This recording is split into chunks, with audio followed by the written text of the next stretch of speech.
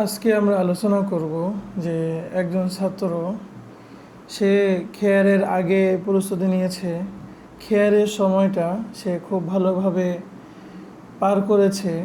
পরীক্ষার আগের দিন যে করণীয়গুলো ছিল সেই করণীয়গুলো সব সে করেছে, পরীক্ষার আগের রাতের করণীয়গুলো সব সে সঠিকভাবে পালন করেছে। এখন সবথেকে গুরুত্বপূর্ণ যে বিষয়টা আসে সেটা হলো যে পরীক্ষার হলে একজন ছাত্র কী করবে, কিভাবে সে একেবারেই সর্বশেষ যে ডেলিভারির সময়টা সে কিভাবে পার করবে এবং কিভাবে কৌশলী হবে, কিভাবে সে বেশি নম্বর উঠাতে পারবে, এই বিষয়টা সবথেকে গুরুত্বপূর্ণ। তো এই জন্য আমরা আলোচনার শেষ পর্যন্ত অত্যন্ত মনোযোগ সহকারে শুনব। আশা করি অনেক ফায়দা হবে ইনশাআল্লাহ। আপনারা জিনিসটা মিলিয়ে নিতে পারবেন যে আসলে এই পয়েন্টগুলো জানার পর আপনাদের ফায়দা হয়েছে নাকি হয়নি, এটা আপনারা নিজেরাও খুব স্বাভাবিকভাবেই আপনারা বুঝতে পারবেন। তো আমরা প্রথম পয়েন্ট বলতে চাই, দেখেন পরীক্ষা এটা কিন্তু সফল আমরা হতে পারবো, দুনিয়ার পরীক্ষা, আখিরাতের পরীক্ষা আল্লাহ তাআলার রহমতে। এই জন্য আল্লাহ তাআলার কাছে বেশি বেশি দোয়া করা, বিশেষ করে এমনি সব সময় তো দোয়া করা, পরীক্ষার হলে ঢোকার আগে প্রয়োজনে 2 রাকাত নামাজ পড়ে নেওয়া, 2 রাকাত সলাতুল হাজত, 2 রাকাত সলাতুল ইশরাক নামাজ পড়া এবং আল্লাহ তাআলার কাছে খুব খাসভাবে দোয়া করা। আল্লাহ তাআলা যদি সহজ করেন তাহলেই সহজ হবে, আল্লাহ তাআলা যদি কঠিন করেন তাহলে অবশ্যই কঠিন হবে। অনেক সময় এমন হয় যে আমি অনেক কিছু পড়িনি, কিন্তু যেই বিষয়গুলো পড়া হয়েছে সেই বিষয়গুলো চলে আসছে এবং এমন বিষয়গুলো আসছে যে বিষয়গুলো সব থেকে আমার কাছে বেশি স্পষ্ট। আবার অনেক সময় এমন হয় যে আমি অনেক পড়েছি কিন্তু এই প্রশ্ন যেটা আসছে এইটার উত্তর তো আমার জানা নাই, এমনও হতে পারে। এই জন্য আল্লাহ তাআলার কাছে আমাদের খুব বেশি দোয়া করতে হবে যে আল্লাহ তাআলা যেন আমাদের পরীক্ষা সহজ করেন। এই জন্য নামাজ পড়া, আল্লাহ তাআলার কাছে দোয়া করা এবং পরীক্ষায় আমি যখন ঢুকবো অন্তত আধা ঘন্টা আগ থেকে একেবারেই নিজেকে শান্ত এবং স্থির করে ফেলা। ওই সময় ছাত্রদেরকে দেখা যায় অনেক বেশি উত্তেজিত অবস্থায় থাকে, এর কাছে যায় তার কাছে যায়, ভাই এটা কি ওইটা কি, মানে এটা নিয়ে বেশ একটা উত্তেজনা অবস্থায় থাকে। তো বিশ্বাস করেন যদি উত্তেজনা অবস্থায় থাকা হয় তাহলে মানুষ কিন্তু অনেক জানা জিনিস ভুলে যায়। তো এটা মোটেও বুদ্ধিমানের কাজ হবে না যে আমরা অযথা উত্তেজনা সৃষ্টি করে নিজেদের জেহেনকে ব্যস্ত রেখে জানা জিনিস আমরা ভুলে যাব। এই জন্য 3টা করণীয় বলেছি, নামাজ পড়া, দোয়া করা এবং পরীক্ষার অন্তত আধা ঘন্টা 1 ঘন্টা আগ থেকে নিজেকে সম্পূর্ণ শান্ত করে ফেলা। এটা অনেক বেশি জরুরি একটা বিষয়। তো দোয়ার মধ্যে আমি ছোটোকালে আমার একজন উস্তাদ থেকে শুনেছিলাম যে সূরা কলম, নুন ওয়াল কলামি ওয়া মা ইয়াসতুরুন এবং সূরা নাসর, ইযা জাআ নাসরুল্লাহি ওয়াল ফাতহ, এটা পরীক্ষার আগে, এটা কোরআন হাদিসে হয়তো নাই, বাকি আমি নিজেও এটা উপকার পেয়েছি, এই জন্য আপনাদেরকে বিষয়টা বললাম। আপনারা যদি পারেন এই 2টা সূরা আপনারা আমল করতে পারেন পরীক্ষার আগে, এবং দুরূদ শরীফ বেশি বেশি পড়া এবং আল্লাহুম্মা ইন্নী আসআলুকা নূরাল ফাহম ওয়া আউযু বিকা মিন যুলুমাতিল ওয়াহাম, এই দোয়াটা আপনারা বেশি বেশি পড়তে পারেন। এরপর আছে আল্লাহুম্মা আফতাহ মাসামিআ কলবি, আল্লাহুম্মা আফতাহ মাসামিআ কলবি, এই দোয়াটা বেশি বেশি পড়া যায়। রব্বি ইশরাহ লি সাদরি ওয়া ইয়াসসির লি আমরি ওয়াহলুল উকদাতাম মিন লিসানি ইয়াফকাহু কওলি, এই দোয়াটাও বেশি বেশি পড়া যায়। এখানে আছে ওয়া ইয়াসসির লি আমরি, আল্লাহ তাআলা যদি এই দোয়াটা কবুল করে নেন, অর্থাৎ আমার পুরা দুনিয়ার সমস্ত সব কিছু যদি আল্লাহ তাআলা সহজ করে দেন তো কোনো কিছুই তো কঠিন থাকে না। এই জন্য আমরা এই দোয়াটা খুব বেশি বেশি পড়ব। রব্বি ইয়াসসির ওয়া লা তুআসসির ওয়া তাম্মিম বিল খাইর, এই দোয়াটা আমরা পড়তে পারি। এরপর আল্লাহুম্মা ইন্নী আউযু বিকা মিনাল হাম্মি ওয়াল হাজান ওয়া আউযু বিকা মিনাল জুবনি ওয়াল বুখল ওয়া আউযু বিকা মিন গালাবাতিদ দাইনি ওয়া কাহরি রিজাল, এই দোয়া আমরা পড়তে পারি। দোয়াটা সম্পূর্ণ এরকম, আল্লাহুম্মা ইন্নী আউযু বিকা মিনাল হাম্মি ওয়াল হাজান ওয়া আউযু বিকা মিনাল আজজি ওয়াল কাসাল ওয়া আউযু বিকা মিনাল জুবনি ওয়াল বুখল ওয়া আউযু বিকা মিন গালাবাতিদ দাইনি ওয়া কাহরির রিজাল। এই দোয়াটা আমরা বেশি বেশি পড়তে পারি। এই দোয়াটা পড়লে অনেক ফায়দা হয়। এখানে অনেকগুলো বিষয় আছে, অনেক জরুরি বিষয় আছে। এজন্য আমরা এই দোয়াগুলোর খুব ইহতেমাম করব। এটা তো সব সময় করব, পরীক্ষার দিনগুলোতে আমরা আরও মনোযোগী হয়ে, আরও বেশি সিরিয়াস হয়ে আমরা দোয়াগুলো পড়ব ইনশাআল্লাহ। তো তিনটা করণীয় আমরা এত সময় জানলাম: দোয়া, নামাজ পড়া, দোয়া করা এবং নিজেকে একেবারেই শান্ত করে ফেলা। এখন আসে পরীক্ষার হলে আমরা ঢুকবো। তো এর আগে আমরা আমাদের প্রয়োজনীয় যে সামানাগুলো আছে সেগুলো আমরা খুব সুন্দরভাবে গুছিয়ে নেব, যাতে পরীক্ষার হলে গিয়ে আমার কলম ঠিক আছে কিনা সেইটা ওই সময় গিয়ে আমার ঝামেলা পোহাতে না হয়। এই জন্য কলম, হার্ডবোর্ড, আমার প্রয়োজনীয় যা কিছু দরকার। যদি এমন কোনো পরীক্ষা হয় যেখানে ক্যালকুলেটর লাগবে, সেই ক্যালকুলেটরটা আগের থেকে নিজের সাথে নিয়ে নেওয়া, এবং নিজের শরীরের মধ্যে, নিজের পকেটের মধ্যে আপত্তিকর এরকম পরীক্ষার হলে অ্যালাউ না এরকম কোনো কিছু আমার শরীরের মধ্যে আছে কিনা সেটাও নিশ্চিত হওয়া। এরপরে হার্ডবোর্ডের মধ্যে যদি কাগজ নেওয়ার সুযোগ থাকে তো সেটাও দেখা যে কাগজের মধ্যে কোনো ধরনের কোনো কিছু লেখা আছে কিনা, কারণ লেখা থাকলে সেটা পরীক্ষার হলের মধ্যে এটা ঝামেলা হতে পারে। তো এই বিষয়টা আমরা লক্ষ্য করব। এবং এরপরে সবথেকে গুরুত্বপূর্ণ একটা বিষয় হলো যে পরীক্ষার হলে আমরা সময় মতো প্রবেশ করব। যদি আধা ঘন্টা আগে যাওয়ার কথা থাকে তো আধা ঘন্টা আগে আমরা যাব। আমরা যদি 15 মিনিট বা 10 মিনিট আগে যাওয়ার নিয়ম থাকে তাহলে আমরা যত সময়ে যাব। এবং পরীক্ষার হলে অনেক ছাত্র নিয়মিত এবং সময় মতো ঢোকে, কিন্তু ঢোকার পর সেই ছাত্র বিভিন্ন জনের কাছে গিয়ে বিভিন্ন ধরনের আলোচনা মুজাকারা করে। তো এখানে এটা আমি কঠোরভাবে আমি নিষেধ করব যে এই কাজটা করা যাবে না। কারণ এই কাজটা যদি করা হয় তাহলে অনেক জানা জিনিস কিন্তু মানুষ ভুলে যেতে পারে, অনেক জানা জিনিসে সন্দেহ চলে আসতে পারে। এই জন্য এই কাজটা করা যাবে না। নিজেকে খুব শান্ত রেখে ওই সময়টা আপনি একেবারেই মাথায় স্থির করে ফেলেন। আপনি মনোবল তো অবশ্যই থাকবে, ইনশাআল্লাহ আমি পারবো। কে বলেছে আমি পরীক্ষায় পারি না? এই মনোবল নিয়ে খুব আল্লাহ তাআলার কাছে একেবারে নিজেকে পেশ করে দিয়ে আল্লাহ তাআলার হাওলা করে চুপচাপ নিজেকে বসে বসে দুরূদ শরীফ পড়া, যে দোয়াগুলো শেখানো হলো এই দোয়াগুলো পাঠ করা, এটা হলো করণীয়। তো এখন নিজেকে শান্ত করেছেন, আপনি দোয়া পড়ছেন, ইনশাআল্লাহ আল্লাহ তাআলার পক্ষ থেকে আপনার প্রতি বিশেষ রহমত নাজিল হবে ইনশাআল্লাহ। তো এরপরে যখন খাতা দেওয়া হবে তো খাতা নিয়ে নেবেন, প্রশ্ন যখন দিবে প্রশ্ন নিয়ে নেবেন। তো এখানে একটা জরুরি বিষয় বলে ফেলি, সেটা হলো যে আমরা কওমি মাদ্রাসায় পড়ি। আমি তো মাঝে মাঝে খুব গর্ব ভরেই বলি যে আমাদের ছাত্র আলহামদুলিল্লাহ এমন আমানতদার যে কিতাব পাশে আছে, পরীক্ষা দিচ্ছে, তবুও সে পারছে না, তবুও সে কিতাব খুলে দেখবে না। আমি আমার ছাত্রদেরকে এইভাবে বলি, তোমার জান চলে যাবে কিন্তু তুমি খেয়ানত করবা না। তুমি একেবারেই সাদা খাতা জমা দিবে, কিন্তু কোনো নকল করে কারো থেকে শুনে তুমি কোনো কিছু বলবা না। এটা আমি আমার ছাত্রদেরকে খুব কঠিন ভাষায় এই নসিহতটা আমি করি। ইনশাআল্লাহ আমার ছাত্র যারা আছেন তারা এই বিষয়টা সাক্ষ্য দিবেন যে কিতাব পাশে নিয়ে পরীক্ষা দেওয়া হয়েছে কিন্তু কেউ কোনোদিন নকল করেন। তো কারণ আমাদের এই যে সততা, আমাদের আমানতদারিতা, এইটা তো আমাদের এই দুনিয়ার পরীক্ষার থেকে অনেক বড় বিষয়। আমরা তো এটা নিশ্চিতভাবে দৃঢ়ভাবে বিশ্বাস করি এবং অন্তরে সবসময় আমরা উপলব্ধি করি যে দুনিয়ার এই পরীক্ষার থেকে পরকালের পরীক্ষা সব থেকে গুরুত্বপূর্ণ, এবং ওইটাই তো মূল পরীক্ষা। দুনিয়ার পরীক্ষা তো পরীক্ষাই না, মূলত পরকালের পরীক্ষার বিচারে আমরা এটা তো বিশ্বাস করি। এজন্য আমরা দুনিয়ার পরীক্ষা দিতে গিয়ে পরকালের পরীক্ষায় আমরা ফেল না করি। আমার নিজের আমানতদারিতা, সততা, বিশ্বাস, আস্থা, এইটা আমি এখান থেকে ধ্বংস না করি। এখানে আরেকটা বিষয় আমি প্রসঙ্গক্রমে নসিহত করতে চাই, সেটা হলো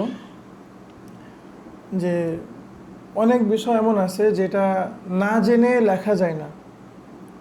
দেখা যাচ্ছে একটা দলিল আমি জানিই না, কোনোদিন শুনিনি, আমি একটা হাদিস বানিয়ে লিখে দিলাম। একটা কোরআনের আয়াতের অংশ আমি বানিয়ে লিখে দিলাম। অর্থাৎ যে বিষয়টা মানে ধারণা করেও লেখা যায় না, যদি জানা না থাকে তাহলে আমি পরীক্ষার খাতায় লিখব না। প্রয়োজনে আমি ওখানে ফাঁকা রাখবো, দাগ নম্বর আমি দিয়ে আমি ফাঁকা রাখবো, কিন্তু আমি একেবারেই না জেনে আমি লিখব না। কারণ আমি বিশেষ করে উপরের জামাতগুলোতে আপনার কোরআনের আয়াত লিখতে হয়, হাদিস লিখতে হয়, অর্থাৎ সরাসরি দ্বীন এবং শরীয়তের অংশ লিখতে হয়। তো সেটা আমি কখনো বানিয়ে তো লিখতে পারি না। পরীক্ষার হল হোক না, কিন্তু সেখানে আমি শরীয়ত বানাবো কিভাবে? শরীয়ত তো আমি বানাতে পারি না। তো এই কাজটা আমরা করব না। হ্যাঁ, বিষয় অনেক সময় এমন হবে যে বিষয়টা আমি কিছুটা জানি, তো যতটুকু জানি ততটুকু লিখি। এখানেও কিন্তু ছাত্রদের ঘাটতি আছে। ছাত্ররা দেখা যাচ্ছে একটা বিষয়, অনেক ছাত্র এমন আমি পেয়েছি যে একটা বিষয় সম্পূর্ণ সে ভালোভাবে জানে না, এই জন্য মোটেও লিখেনি। দেখা যাচ্ছে একটা জায়গায় 3টা কথা আছে, সে একটা জানে বা 2টা জানে। যতটুকু জানেন ততটুকু তো অবশ্যই লিখবেন। এবং আমি বলবো যে কোনো একটা দাগ নম্বর, কোনো একটা জুজ যদি মোটেও না জানেন, তবু আপনি ওটা শিরোনাম আপনি উল্লেখ করবেন,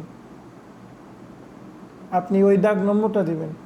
আবার অনেক ছাত্রের মধ্যে এরকম বদ অভ্যাস আছে যে সে চিন্তা করেছে যে হুজুর তো ঠিকমতো খাতা দেখবে না, এই জন্য একটা দাগ নম্বর দিয়ে সংশ্লিষ্ট বিষয় ছাড়া অন্য বিষয়গুলো লিখে রেখেছে। এই কাজটা আমি কঠিনভাবে নিষেধ করব। এটা কোনোভাবেই করা যাবে না। এই ধরনের ছলছাতুরি দরকার নেই। পরীক্ষা কৌশলের বিষয়, পরীক্ষা টেকনিকের বিষয়। এখানে টেকনিক অ্যাপ্লাই করতে হবে, কৌশল প্রয়োগ করতে হবে, কিন্তু এই ধরনের ধোঁকাবাজি করা যাবে না। আমরা ধোঁকাবাজি করব না, এটা আমি খুব কঠিনভাবে নিষেধ করব আপনাদেরকে। তো যদি একেবারে সম্পূর্ণ প্রশ্ন আমার জানা না থাকে, যতটুকু জানা আছে ততটুকু আমি লিখব। কারণ অতটুকু তো কিছুটা নম্বর তো পাওয়া যাবে, সেই নম্বরটা আমরা হারাবো না ইনশাআল্লাহ। তো এরপরে একটা মানে মৌলিক জরুরি বিষয় হলো যে সময় বন্টন। পরীক্ষার হলে ছাত্রদের একটা অত্যন্ত জরুরি বিষয় হলো সময় বন্টন। তো এখানে প্রসঙ্গক্রমে বলে রাখি যে মানুষের জীবন তো খুব সংক্ষিপ্ত, প্রতিটা সময়ের মূল্য অপরিসীম। এই জন্য আমি মনে করি যে ছাত্রদের জন্য ঘড়ি ব্যবহার করা এটা কর্তব্য। অনেকেই ছাত্রদের ঘড়ি ব্যবহার করাকে অপছন্দ করেন, অপছন্দের দৃষ্টিতে দেখেন। অনেকেই মনে করতে পারেন ছাত্রদের মধ্যে একটা অহংকার ভাব চলে আসবে, একটা ভাব দেওয়ার ভাব চলে আসবে। কিন্তু এর থেকে বড় বিষয় হলো যে সময় হেফাজত করার জন্য ঘড়ি এটা অনেক জরুরি একটা বিষয়। এই জন্য আমি বলবো যে পরীক্ষার হলে যাওয়ার জন্য যে বিষয়গুলো আপনি গোছাবেন তার মধ্যে একটা ঘড়ি আপনি রাখবেন। হ্যাঁ, সেটা নিশ্চয়ই কোনো স্মার্ট ওয়াচ না, যেটা অ্যান্ড্রয়েড ওয়াচ না, সেটা শুধুমাত্র টাইম দেখা যায় এমন একটা ঘড়ি, সিম্পল একটা ঘড়ি। এটা আমি মনে করি ছাত্রদের যদি হাতে না রাখে, পকেটে রাখবে, নিজের টেবিলের উপরে রাখবে। আমি মনে করি যে প্রতিটা সময় যদি হিসাব করে করে ব্যয় করা যায়, এটা একজন ছাত্রের জন্য অনেক বড় পাথেয় এটা। এবং সময় হেফাজত করার জন্য ঘড়ি এটা একটা অপরিহার্য বিষয়। তো বলছিলাম যে পরীক্ষার হলে সবথেকে গুরুত্বপূর্ণ বিষয় হলো যে সময় বন্টন করা। তো সময় বন্টন আমরা কিভাবে করব? আমরা মান বন্টন অনুযায়ী আমরা সময় বন্টন করব। অর্থাৎ কোন প্রশ্নের উত্তর দিলে কত নম্বর পাওয়া যাবে। তো ওই নম্বর যেখানে বেশি সেখানে আমরা একটু সময় বেশি রাখব, নম্বর যেখানে কম সেখানে আমরা একটু সময় কম রাখব। কিন্তু অনেক সময় দেখা যায় যে একটা জায়গায় একটা ছোট জুস হয়তো 3 নম্বর, কিন্তু কোনো ছাত্র সেখানে হয়তো 15 মিনিট 20 মিনিট সময় ব্যয় করে ফেলছে। আবার দেখা যাচ্ছে একটা প্রশ্নের উত্তর দিলে সেখানে 10 নম্বর 12 নম্বর পাওয়া যাবে, 15 নম্বর পাওয়া যাবে, কিন্তু সেখানের জন্য বরাদ্দ থাকছে মাত্র 5 মিনিট। এই অসম বন্টন এটা কিন্তু একজন ছাত্রের নম্বর প্রাপ্তির ক্ষেত্রে অনেক বেশি পিছিয়ে দেয়। এজন্য এরকম সময়ের অসম বন্টন না করে আমরা সময়ের সুষম বন্টন করব। যদি সময়ের সুষম বন্টন আমরা করতে পারি, সুন্দর এবং যথার্থ বন্টন যদি আমরা করতে পারি, তো এই সময় বন্টনই পরীক্ষায় সফল হওয়ার জন্য আমাকে অনেক বেশি এগিয়ে দেবে ইনশাআল্লাহ। তো আমরা পরীক্ষার ক্ষেত্রে আমরা সুষম সময় বন্টন করব।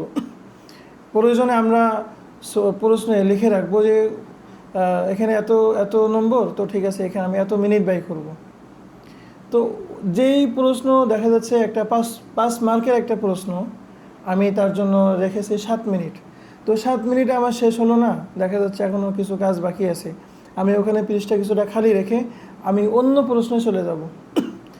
সময় বন্টন মানে যে প্রশ্নের জন্য যত সময়, ওই সময়ে শেষ না হলে ওইটা আমি আর লিখব না। কারণ ওইটা যদি আমি লিখতে চাই, দেখা যাচ্ছে 5 মার্কের প্রশ্ন দিতে গিয়ে আমি 20 মিনিট লাগিয়ে ফেললাম, তো আমি তো জরুরি অনেক বিষয় আমার ছুটে যাবে। এই জন্য এই সময় বন্টন করা এবং এটাকে পরীক্ষার শেষ পর্যন্ত খুব কঠোরভাবে এটা নিয়ন্ত্রণ করা। এবং একটা বিষয় বলবো যে পরীক্ষার একেবারেই প্রথম থেকেই নিজেকে খুব বেশি সিরিয়াস করে ফেলা।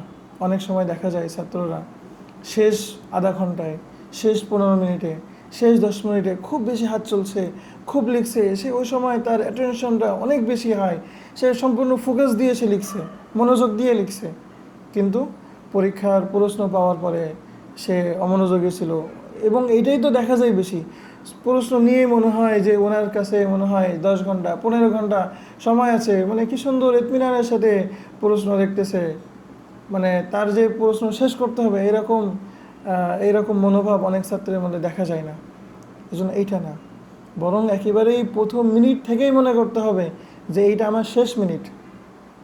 যদি আমরা পরীক্ষার প্রথম মিনিট যদি আমরা শেষ মিনিট মনে করতে পারি, ইনশাআল্লাহ আমাদের লেখা শেষ হয়ে যাবে, কিন্তু আমাদের সময় শেষ হবে না ইনশাআল্লাহ। তো এটা মানে যেই কথাগুলো বলা হচ্ছে আপনারা যদি আমল করতে পারেন, এটা অনেক খুব ভালো হবে ইনশাআল্লাহ। তো সময় বন্টন বিষয়টা বললাম, মার্ক অনুযায়ী সময় বন্টন করা। এরপরে আমি খুব জরুরি একটা বিষয় বলবো যে পরীক্ষক যে আপনার খাতা দেখবে, সে যেন খাতা দেখেই সে মনে করতে পারে যে আপনি একজন ভালো ছাত্র। দেখা যাচ্ছে আপনি খুব ভালো ছাত্র, কিন্তু পরীক্ষার অন্তত খাতা প্রথম 2-3 পৃষ্ঠা আপনি এমনভাবে লিখেছেন যে একেবারেই খুব ভালো না, লেখাটা খুব ভালো গোছালো না। তো এরকম যদি হয় তাহলে কিন্তু সে পরীক্ষক প্রথমেই সে ধরে নেবে যে না, এ ভালো ছাত্র না, তার খাতাগুলো কিন্তু অত নিখুঁতভাবে সুন্দরভাবে দেখবে না। এই জন্য আমি বলবো যে আপনারা হাতের লেখা যেমন দ্রুত প্র্যাকটিস করার চেষ্টা করবেন, আপনারা হাতের লেখা সুন্দর করার চেষ্টা করবেন। কারণ একজন মুমতাহিন খুব স্বাভাবিকভাবে একটা খাতা হাতে নেওয়ার পর সে যদি দেখে যে না মাশাআল্লাহ খুব সুন্দর হাতের লেখা, সুন্দর হস্তলিপি, তাহলে কিন্তু তার খাতাটা একটু ভালোভাবে পড়ে দেখে এবং নম্বর একটু মন থেকে বেশি আসে।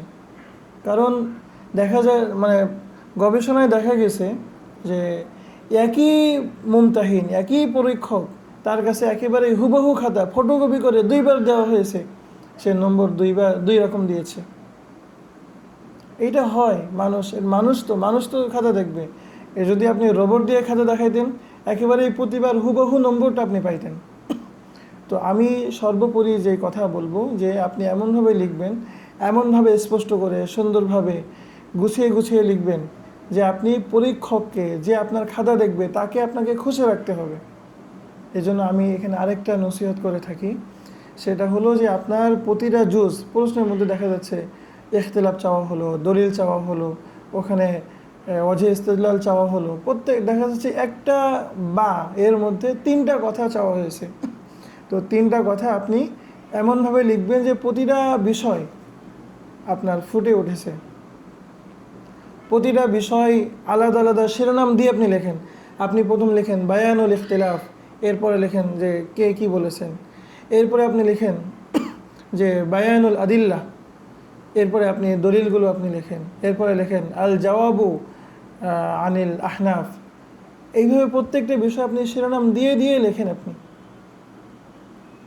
বা লেখেন তারজিহুল মাযহাবিল হানাফি, এরকম শিরোনাম দিয়ে যদি লেখেন। অনেক সময় দেখা যায় যে মানে এরাব লাগাতে বলেছে, তরজমা লাগাতে বলেছে, এরপরে আবার একটা শব্দের ব্যাখ্যা জানতে চাওয়া হয়েছে। তো অনেকেই কী করে, অনুবাদ লেখার পর অনুবাদের সাথে ওই ব্যাখ্যাটা লিখে দেয়।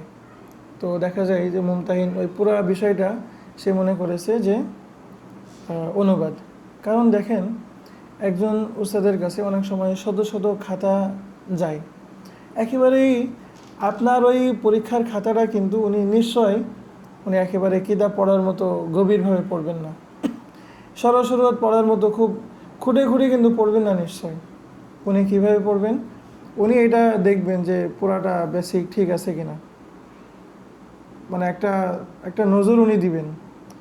তো আমি বলবো আপনার প্রতিটা পয়েন্ট যেন ওনার দৃষ্টিতে আকর্ষিত হয়, আপনাকে সেই ফিকিরটা করতে হবে। এই জন্য প্রতিটা বিষয়, একটা জুজের মধ্যে যদি 3-4টা বিষয় জানতে চাওয়া হয়েছে, প্রতিটা বিষয় আপনি সুন্দরভাবে, আপনি স্পষ্টভাবে আপনি লিখবেন। আপনার দাগ নম্বরগুলো একেবারেই পৃষ্ঠার মাঝখানে খুব সুন্দরভাবে দিবেন, বড় করে দিবেন, প্রয়োজনে কলম দিয়ে কয়েকবার লিখে লিখে ওটাকে একটু মোটা করে বোল্ড করে দিবেন আপনি, যাতে খুব সহজেই বোঝা যায় যে এখানে। অনেক সময় ছাত্ররা দেখা যাচ্ছে একটা লিখেছে, কিন্তু এত ছোট করে দাগ নম্বর দিয়েছে, তো মুমতাহিনের ওটা দৃষ্টি এড়িয়ে গেছে।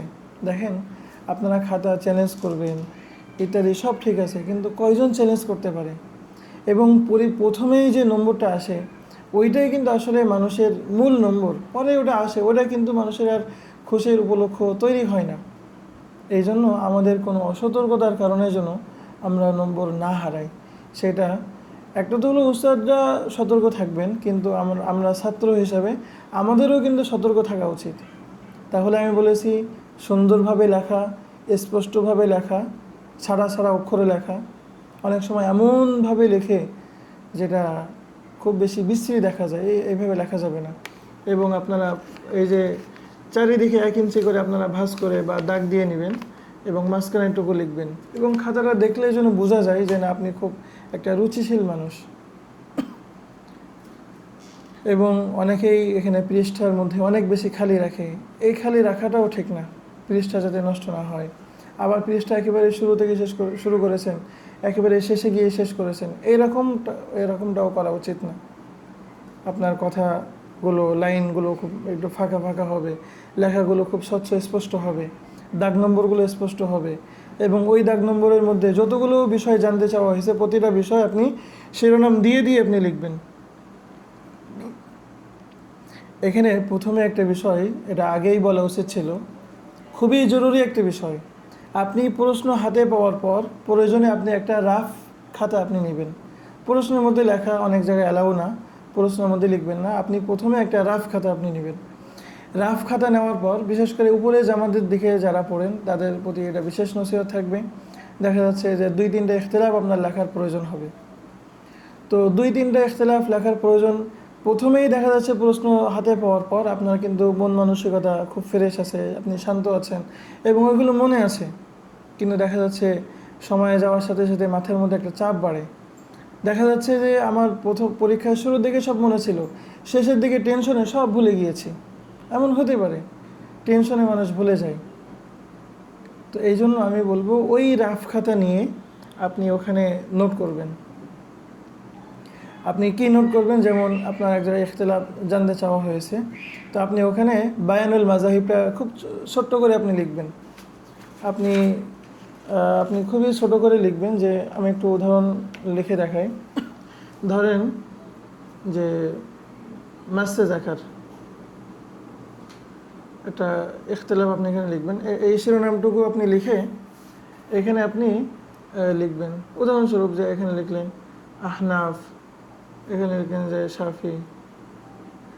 এরপরে এখানে যদি কোনো বিষয়, এখানে দেখা যাচ্ছে হাদিসের একটা অংশ আপনার মনে আছে, তো মানে মূল মাউজে ইস্তেশহাদ যেটা, অতটুকু আপনি এখানে লিখে রাখলেন। আমাদের আহনাফের পক্ষ থেকে জবাবগুলো আছে ছোট ছোট করে একেবারে খুব সংক্ষিপ্তভাবে আপনি লিখে রাখেন। খুব সংক্ষিপ্তভাবে যদি আপনি লিখে রাখেন, তো দেখা যাচ্ছে আপনি প্রথমে শাকিল তারজিম করেছেন, এটা করেছেন, সেটা করেছেন, অনেক কিছু করতে করতে আপনার মাথা খুব পেরেশান হয়ে গেছে, মাথা খুব ভারী হয়ে গেছে। কিন্তু তখনও দেখা যাচ্ছে এই বিষয়গুলো, অর্থাৎ যেই বিষয়গুলো সম্পূর্ণ মুখস্থ নির্ভর, ওই বিষয়গুলো আপনি আগে ছোট্ট করে নোট করে ফেলেন। কিন্তু এখানে অনেক বেশি সময় কিন্তু ব্যয় করা যাবে না, কারণ আপনার 2বার লেখার কিন্তু সময় নাই। তো আপনি যে প্রশ্ন বুঝে বুঝে পড়বেন, প্রথম হাতে নিয়ে তো প্রশ্ন পড়বেন, এবং প্রশ্ন পড়ে যে কোন 3টা উত্তর আপনি দিবেন সেটা তো নির্ধারণ করবেন, এবং প্রশ্ন ওই 3টা নির্ধারণ করবেন যেই 3টা উত্তর দিলে আপনি নম্বর তুলনামূলক বেশি পাবেন।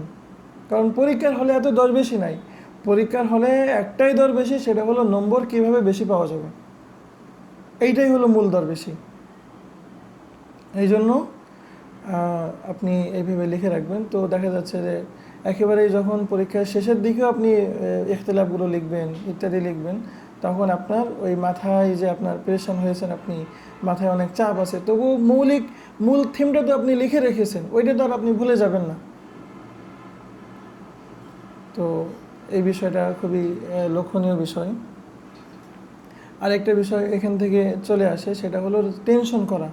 অনেকেই পরীক্ষা নিয়ে অনেক বেশি টেনশন করে।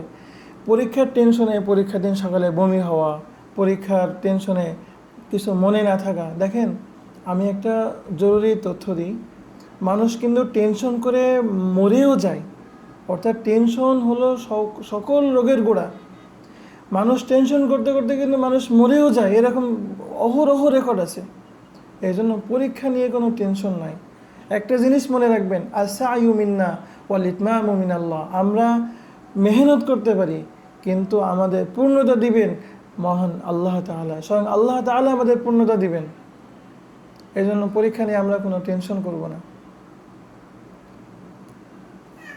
আচ্ছা, এরপরে তো আমরা ভয় করব না। অনেকেই পরীক্ষার হলেও অনেক বেশি ভয় পায়। তো ভয় পাওয়ার ফলে অনেক জানা জিনিস ছাত্ররা ভুলে যায়। এই এই এই এই কাজ আমরা করব না ইনশাআল্লাহ। তো এখানে একটা জরুরি বিষয় হলো যে প্রশ্নগুলো প্রথমে বোঝার চেষ্টা করা, যে প্রশ্নের মধ্যে কি জানতে চাওয়া হয়েছে এইটা আগে নির্ধারণ করা। কারণ আমি যতই উত্তর বেশি জানি না কেন, প্রশ্ন যদি আমি সঠিকভাবে না বুঝি, তো প্রশ্ন কিভাবে আপনারা বুঝবেন এই সম্পর্কে একটা স্বতন্ত্র ভিডিও আছে, ওই ভিডিওটা আপনারা দেখে নেবেন, যে প্রশ্নে কোন শব্দ আসলে কি অর্থ হয়, এবং প্রশ্ন বোঝার জন্য আমরা কিভাবে কি প্রস্তুতি নিতে পারি, এই বিষয়ে মুস্তাকিল এবং স্বতন্ত্র একটা ভিডিও আসছে।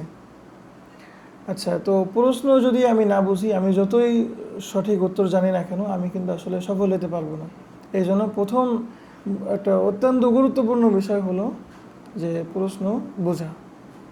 কিন্তু এই প্রশ্ন বুঝতে বুঝতে ছাত্র আধা ঘন্টা সময় ব্যয় করে ফেলে, এইটাও কিন্তু আবার মোটেও করণীয় না।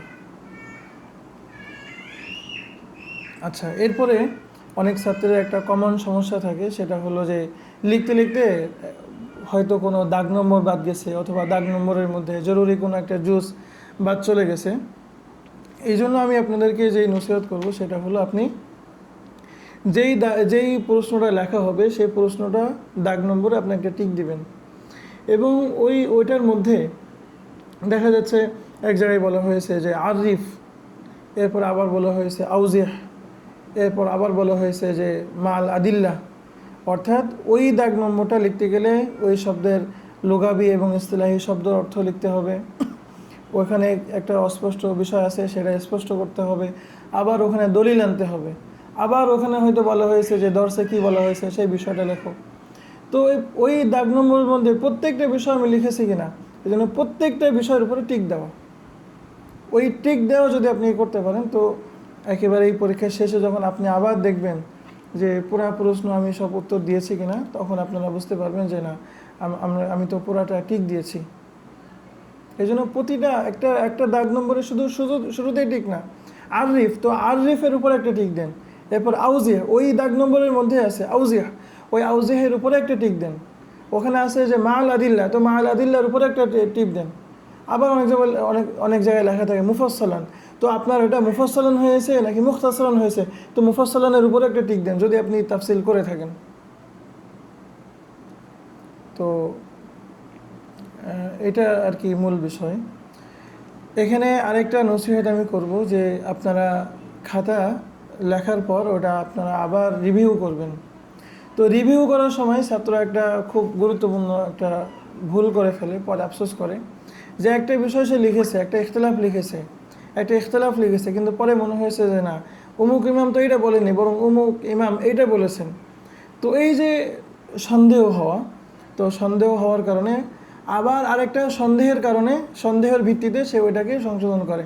পরে এসে দেখা যায় যে প্রথম যেটা লিখেছিলাম ওইটা আমি ভুল লিখেছি। তো দেখেন, বিজ্ঞানীরা গবেষণা করে দেখেছে মানুষের যেটা প্রথম মনে পড়ে অনেক ক্ষেত্রেই এবং অধিকাংশ ক্ষেত্রেই ওইটাই সঠিক হয়। এজন্য আমরা প্রথমে যেটা আমরা লিখেছি ওইটা আমরা ঠিক রাখবো।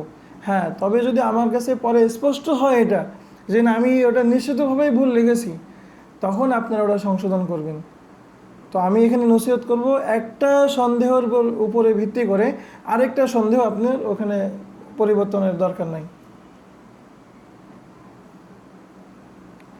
আচ্ছা, এরপরে আমরা প্রশ্নর যে উত্তর দিব, উত্তর দেওয়ার ক্ষেত্রে আমরা অনেক দীর্ঘ করব না, আবার খুব সংক্ষিপ্ত আমরা করব না, আমরা মাঝামাঝি রাখব।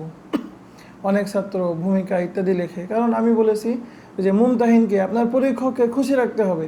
আপনি যদি অনেক লম্বা লেখেন তো তার এটা বিরক্তির কারণ হবে, আর বিরক্তি হইলেই কিন্তু আপনি নম্বর কম পাবেন, এটা মনে রাখবেন।